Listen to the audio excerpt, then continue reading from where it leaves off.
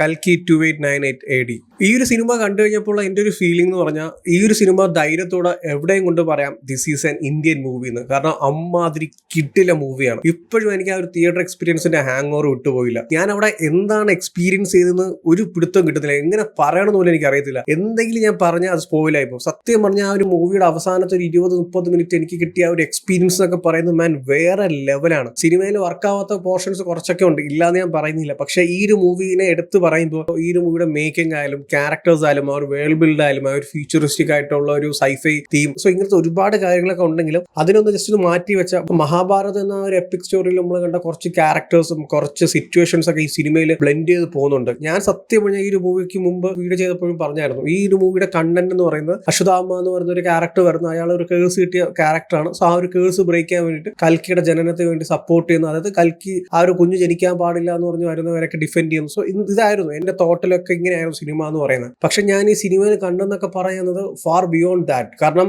ഒരിക്കലും എക്സ്പെക്ട് ചെയ്യാത്ത ഒരുപാട് കാര്യങ്ങൾ സിനിമയിലുണ്ട് മാൻ. അതിന്റെയൊക്കെ ഒരു പ്രസന്റേഷനും ആ ഒരു സീക്വൻസിന്റെ ഒക്കെ മേക്കിംഗ് എന്നൊക്കെ പറയുന്നത് അതൊക്കെ എങ്ങനെ പറയണമെന്ന് എനിക്ക് അറിയത്തില്ല. മഹാഭാരതത്തിനെ കുറിച്ച് ഡീറ്റെയിൽ ആയിട്ടൊന്നും അറിയത്തില്ല, ക്യാരക്ടേഴ്സ് അറിയത്തില്ല, സിറ്റുവേഷൻസ് അറിയത്തില്ല, ഇതിലെ അശ്വത്ഥാമയും അല്ലെങ്കിൽ ബ്രഹ്മാസ്ത്ര അങ്ങനത്തെ കുറെ കാര്യങ്ങൾ അറിയത്തില്ല എന്ന് പറഞ്ഞാലും ഈ സിനിമയിൽ അതെല്ലാം ഡീറ്റെയിൽ ആയിട്ട് പറയുന്നുണ്ട്. അതായത് ഈ ഒരു മൂവിയിൽ യൂസ് ചെയ്യുന്ന ആ ഒരു കണ്ടന്റ് എന്താണോ അതിന്റെ ബേസ് തൊട്ട് തന്നെ എല്ലാം പറയുന്നുണ്ട്. എനിക്ക് മഹാഭാരതത്തിനെ കുറിച്ച് ഡീറ്റെയിൽ ആയിട്ടൊന്നും അധികം അറിയത്തില്ല. ഈ കുരുക്ഷേത്ര യുദ്ധവും ഇതിനെ കുറച്ച് ക്യാരക്ടേഴ്സും അങ്ങനത്തെ കുറച്ച് കാര്യങ്ങളേ ഉള്ളൂ. എന്നിട്ട് എനിക്ക് കിട്ടിയ ഒരു എക്സ്പീരിയൻസ് ഒക്കെ പറയുന്നത് മാൻ ടോപ്പ് നോച്ച് ആയിരുന്നു. ഈ ഒരു മൂവിയുടെ ക്ലൈമാക്സ് പോർഷൻ അല്ലെങ്കിൽ ആ ഒരു പ്രീ ക്ലൈമാക്സ് ആ ഒരു സീക്വൻസിൽ കാണിക്കുന്ന ഒരു പ്രസന്റേഷനും ആ ഒരു എക്സിക്യൂഷനും അല്ലെങ്കിൽ അവിടുത്തെ ആ ഒരു സ്റ്റേജിംഗ് ഒക്കെ കാണാൻ വേണ്ടിയിട്ട് ഞാൻ ഒന്നും കൂടി എന്തായാലും സിനിമയ്ക്ക് പോകും. ഐമാക്സിലായിരിക്കും ഷുവറായിട്ട് പോകുന്നത്. കാരണം അമ്മാതിരി കിട്ടില്ലായിരുന്നു. ഈ ഒരു മൂവിയുടെ സ്റ്റോറിനെ കുറിച്ച് പറയുകയാണെങ്കിൽ ഞാൻ നേരത്തെ ഓൾറെഡി ഒരു വീഡിയോ ചെയ്തപ്പോഴും പറഞ്ഞായിരുന്നു. അതായത് അശ്വത്ഥാമ എന്നൊരു ക്യാരക്ടർ ഉണ്ട്, അതായത് കേഴ്സിയുടെ ഒരു ക്യാരക്ടറാണ്. സോ ആ ഒരു കേഴ്സ് എന്ന് പറയുന്നത് മരണമില്ല, ഇമ്മോർട്ടലാണ്. സോ അത് ബ്രേക്ക് ചെയ്യാനായിട്ട് ഈ കൽക്കി യുഗത്തിന് ശേഷം ജനിക്കാൻ പോകുന്ന ഒരു കുഞ്ഞിനെ രക്ഷിക്കുന്നത്, അതായത് ആ കുഞ്ഞിനെ ഇല്ലാതാക്കാൻ വേണ്ടിയിട്ട് ഒരുപാട് പേര് വരുന്നുണ്ട്. സോ അതിനെ ഡിഫെൻഡ് ചെയ്യണം. സോ അങ്ങനെ ഡിഫെൻഡ് ചെയ്യുമ്പോൾ തന്റെ ആ ഒരു കേഴ്സ് ബ്രേക്ക് ചെയ്ത് തനിക്ക് മരണം സംഭവിക്കും അല്ലെങ്കിൽ മരണം എന്ന ഒരു ഫ്രീഡം കിട്ടും. ഇതാണ് ആ ഒരു കണ്ടന്റ് എന്ന് പറയുന്നത്. സോ ആ രീതിയിലാണ് ഈ ഒരു മൂവിയുടെ സ്റ്റാർട്ടിംഗ് തൊട്ട് എൻഡ് വരെ മൂവി പ്രസന്റ് ചെയ്തിരിക്കുന്നത്. ഇപ്പൊ ഞാൻ നേരത്തെ പറഞ്ഞായിരുന്നു മൂവിയിൽ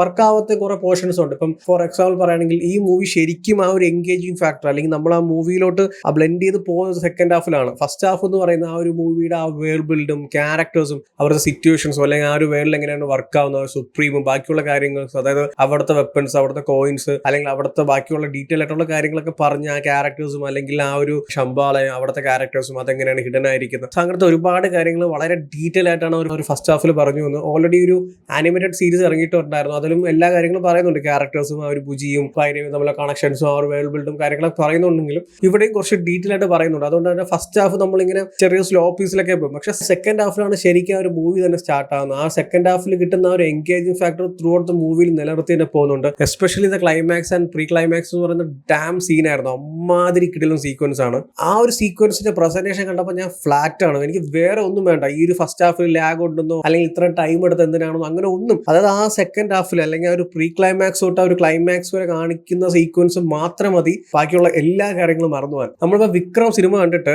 ലാസ്റ്റ് ആ ഒരു 5 മിനിറ്റ് 10 മിനിറ്റ് സൂര്യ വന്ന് റോളക്സിന്റെ ഒരു ക്യാരക്ടർ ചെയ്തപ്പോൾ കിട്ടിയ ഒരു ഗൂസ് ബംസ് ഇല്ലേ, അതിന്റെ ഒരു 1000-10,000 മടങ്ങ് എക്സ്പീരിയൻസ് നമുക്ക് ഈ ഒരു സിനിമയിൽ കിട്ടുന്നുണ്ട്. അതായത് പ്രീ ക്ലൈമാക്സ് ഒക്കെ പറയുന്നത് എൻറ്റയർലി ആ ഒരു മഹാഭാരതവും അവിടുത്തെ സിറ്റുവേഷനും ആ ക്യാരക്ടേഴ്സിനൊക്കെ ബ്ലെൻഡ് ചെയ്ത് മാൻ കിട്ടില്ലെന്നൊക്കെ പറഞ്ഞാൽ എനിക്ക് പറയണമെന്നുണ്ട് കേട്ടോ. സീരിയസ്ലി ഞാൻ ഓരോ കാര്യങ്ങൾ ഓരോ ക്യാരക്ടേഴ്സും ആ സിറ്റുവേഷൻസും ആ ഓരോ സിറ്റുവേഷൻസിനെയും ബിൽഡ് ചെയ്ത് കൊണ്ടുവരുന്ന ആ ക്യാരക്ടർ പ്രസന്റേഷൻ എല്ലാം പറയണമെന്നുണ്ട്. പറഞ്ഞാൽ സ്പോയിലായി പോകും, ഞാൻ പിന്നീട് ഒരു വീഡിയോയിൽ പറയാം. അമ്മാതിരി കിഡിൽ എക്സ്പീരിയൻസ് ആയിരുന്നു. ആൻഡ് എസ്പെഷ്യലി ഞാൻ hats off to director Akash Vani. കാരണം മൂപ്പര് പൊളിച്ചിട്ടുണ്ടെന്ന് തന്നെ പറയാം. ഇനി വരുന്ന സെക്കൻഡ് പാർട്ട്, തേർഡ് പാർട്ട്, അതായത് ഒരു മഹാഭാരതവും അതിലെ ക്യാരക്ടേഴ്സും സിറ്റുവേഷൻസ് ഒക്കെ വെച്ചൊരു യൂണിവേഴ്സ് തന്നെ മൂപ്പര് സ്റ്റാർട്ട് ചെയ്ത് കഴിഞ്ഞു. സോ ഇനി വരാൻ പോകുന്ന പാർട്സ് എന്നൊക്കെ പറയുന്നത് മൂപ്പര് ഫസ്റ്റ് പാർട്ടിൽ തന്നെ ഇങ്ങനെയാണെങ്കിൽ ശരിക്കും തുടങ്ങിയിട്ടേ ഉള്ളൂ. ഇവിടെ തുടക്കം ആ ബേസ് തന്നെ ഇങ്ങനെയാണെങ്കിൽ ഇനി വരാൻ പോകുന്നൊക്കെ മാൻ വേറെ ലെവലായിരിക്കും. ഈ ഒരു സിനിമയ്ക്ക് ഇറക്കിന്റെ ഇരട്ടി ബഡ്ജറ്റ് കൊടുത്താലും ഒരു സീനുമില്ല, മൂപ്പര് അടിപൊളിയാക്കും. അല്ലാതെ 700 കോടിക്ക് മറ്റേ ഗ്രീൻ സ്ക്രീൻ വെച്ചിട്ട് യേശു ക്രിസ്തുവിനെ കൊണ്ട് വെച്ചതുപോലെ അല്ല. ഇവിടെ പക്കായിട്ട് തന്നെ ആ ഒരു സ്ക്രീൻ പ്ലേയിലായാലും സ്റ്റോറി ടെല്ലിംഗിലായാലും ആ ഒരു എക്സിക്യൂഷനായാലും ക്യാരക്ടേഴ്സിന്റെ പ്രസന്റേഷൻ ആയാലും സീക്വൻസ് ആയാലും എല്ലാം എൻ്റയർ മൂവി വാസ് ലൈക്ക് മൂപ്പര്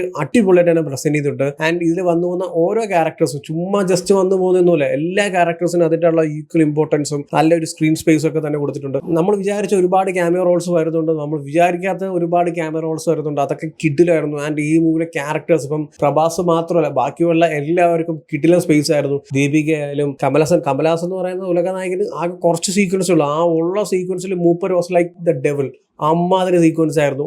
ഞാൻ വന്നു വന്ന എല്ലാവരും അടിപൊളിയായിട്ട്, അല്ലാതെ ഇത്രയും വലിയൊരു ബ്രഹ്മാണ്ഡ ചിത്രമാണ് അതുകൊണ്ട് ജസ്റ്റ് ഒന്ന് ഫേസ് കാണിച്ചു പോകും അങ്ങനെയൊന്നുമില്ല. വന്നു പോകുന്ന ഓരോ ക്യാരക്ടേഴ്സും ജസ്റ്റ് വന്ന ഒരു മൈന്യൂട്ട് സെക്കൻഡ്സിൽ നിന്ന് പോകുന്നവർക്കും ഒരു നല്ലൊരു ഇമ്പോർട്ടന്റ് റോൾ തന്നെ സിനിമയിൽ കൊടുത്തിട്ടുണ്ട്. ആൻഡ് എസ്പെഷ്യലി അമിതാഭ് ബച്ചൻ, പ്രഭാസ് രണ്ടുപേരും കിടിലുമായിരുന്നു. അവരുടെ സ്ക്രീൻ പ്രസൻസും ആ ഒരു ക്യാരക്ടർ പ്രസന്റേഷനും എല്ലാം അടിപൊളിയായിരുന്നു. ചെറിയൊരു പേടി നേരത്തെ എനിക്ക് ഉണ്ടായിരുന്നു, ഓക്കെ ഇത് ഫുൾ ആൻഡ് ഫുള്ളി ഒരു പ്രഭാസ് സിനിമ ആയി പോകുന്നു, അങ്ങനെയൊന്നുമല്ല. എല്ലാ ക്യാരക്ടേഴ്സിനും ഈക്വൽ ആയിട്ടുള്ള ഇമ്പോർട്ടൻസോ അല്ലെങ്കിൽ ഇത് എല്ലാ ക്യാരക്ടേഴ്സിന്റെയും ഒരു വലിയൊരു വേൾഡ് ബിൽഡ് ആണ്. സോ അവരുടെ ഒരു സിനിമയാണ്, അല്ലാതെ ഒരു ക്യാരക്ടറിനെയോ അല്ലെങ്കിൽ ഒരു സിറ്റുവേഷനെ മാത്രം ഫോക്കസ് ചെയ്ത് അല്ല സിനിമ സംസാരിക്കുന്നത്. ആൻഡ് എസ്പെഷ്യലി അന്നാബൻ ഒരു കിടിലം ആക്ഷൻ സീക്വൻസ് ഒക്കെ ഉണ്ടായിരുന്നു, അതൊക്കെ അടിപൊളിയായിട്ട് തന്നെ പ്രസന്റ് ചെയ്തിട്ടുണ്ട്. ഈ ഒരു മൂവിയൊക്കെ നിങ്ങൾ തിയേറ്റർ മിസ് ചെയ്തിട്ട് OTTക്ക് വേണ്ടി വെയിറ്റ് ചെയ്യുകയാണെങ്കിൽ എനിക്ക് വേറെ ഒന്നും പറയാനില്ല. ഇതൊക്കെ നിങ്ങൾ തിയേറ്ററിൽ പോയി കാണുകയാണെങ്കിൽ ഇന്ത്യൻ സിനിമയിലെ തന്നെ one of the best theatre experience ആയിരിക്കും, ഡാം ഷുവർ ആണ് അതിൽ. കാരണം അമ്മാതിരി കിടിലമായിട്ടാണ് ഓരോ കാര്യങ്ങളും ഈ മൂവിയിൽ പ്രസന്റ് ചെയ്ത് വെച്ചിരിക്കുന്നത്. ഞാൻ ഓൾറെഡി ഒരു മൂവിയുടെ കണ്ടന്റ് വീഡിയോ ചെയ്തപ്പോഴും പറഞ്ഞായിരുന്നു, ഇത് നമ്മുടെ സ്റ്റോറിയാണ്, അതായത് ഇന്ത്യൻ മിത്തോളജി അതിന്റെ കൂടെ ഒരു സൈഫൈ ബ്ലെൻഡ് ചെയ്തിട്ട് വരുന്ന ഒരു ഫ്യൂച്ചറിസ്റ്റിക് ആയിട്ടുള്ള സിറ്റിയും മെഷീൻസും വെപ്പൺസും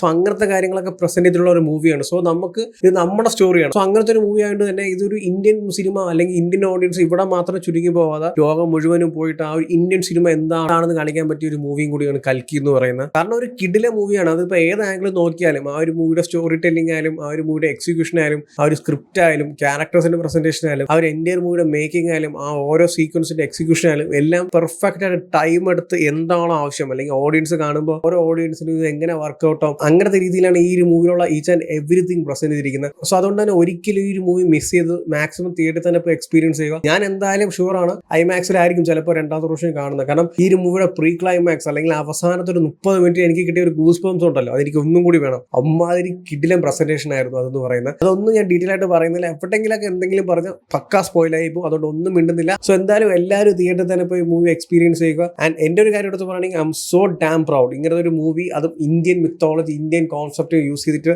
സൈഫൈ കോൺസെപ്റ്റ് അതിനൊക്കെ ബ്ലെൻഡ് ചെയ്തിട്ട് ഇങ്ങനത്തെ ഒരു കിടിലം മൂവി എന്നൊക്കെ പറയുമ്പോൾ ആസ് ഒരു മൂവി ലവറായിട്ട് പറയുകയാണെങ്കിൽ I M so dam proud. So എന്തായാലും എല്ലാവരും പോയി കണ്ടു നോക്കുക. ഓൾറെഡി ഈ മൂവി കണ്ടവരാണെങ്കിൽ നിങ്ങളുടെ ഒപ്പീനിയൻസ് എന്താണെന്ന് വെച്ചാൽ വീഡിയോയിൽ കമന്റ് ചെയ്യൂ. വീഡിയോ ഇഷ്ടപ്പെട്ടാൽ ലൈക്ക് ചെയ്യൂ, ഷെയർ ചെയ്യൂ. ഇതുപോലത്തെ കൂടുതൽ വീഡിയോസിനെ ചാനൽ സബ്സ്ക്രൈബ് ചെയ്യൂ. Thank you so much.